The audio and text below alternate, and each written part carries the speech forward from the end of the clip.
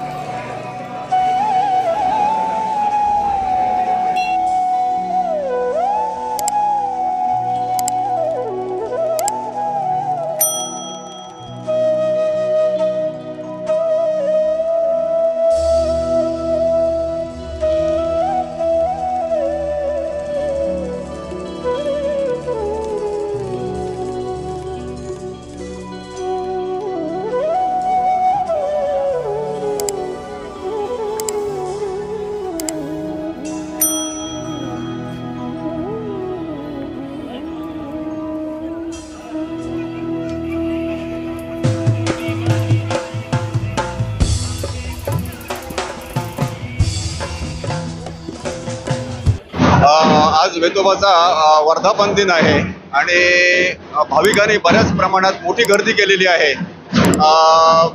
एक भाविकांचं आणि वेतोबाच्या भक्तांचं हे श्रद्धास्थान असल्यामुळे आणि आज रविवार सुट्टीचा दिवसही असल्यामुळे भाविकांनी प्रचंड प्रमाणात गर्दी केलेली आहे।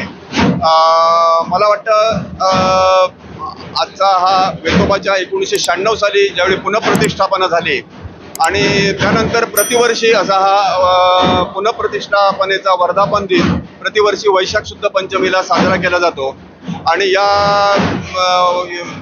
सोहळ्याला बऱ्याच विशेषतः गोवा, कोल्हापूर, पुणे, मुंबई या ठिकाणचे भाविक या ठिकाणी श्रीच्या दर्शनासाठी येत असतात आणि आपले नवस पूर्ण करतात।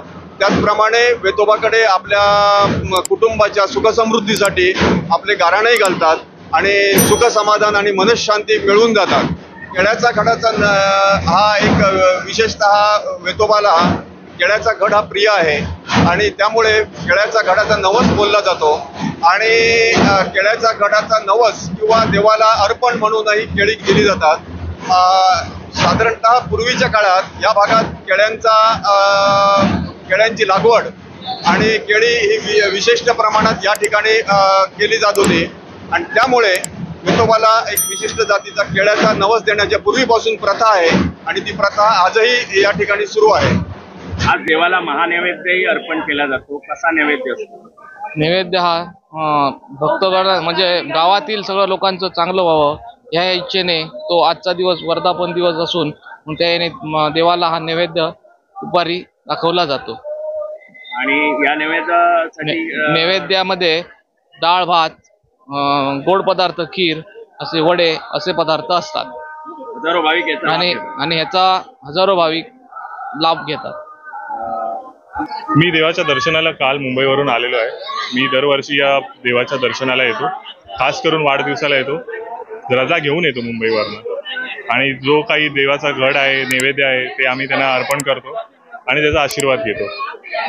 दरवर्षी येता का वेतोबाला? हो, दरवर्षी येतो मी, न चुकता येतो. नवसाला पावणारा म्हणून वेतोबाची ख्याती आहे, काय सांगाल तुमचा अनुभव? खरंच नवसाला पावतो. खूप अनुभव आहेत माझे या देवाकडे आणि मी श्रद्धेने नेहमी येतो या देवाला. ओम नमः पराय शिवात्मने वेतालयनमा हा वेतोबाचा मूल मंत्र आहे. आज वर्धापन दिन, आजचा विशेष वर्धापन 28वा वर्धापन दिन आहे. आज पहाटे 4 वाजता श्रीदेव वेतोबाची नौबत झाली आणि इतर भक्तगणांसाठी पहाटे 5 वाजता दर्शनासाठी मंदिर हे खुलं झालं. सकाळपासून ते आतापर्यंत मंदिरात बरेच भाविक आलेले आहेत.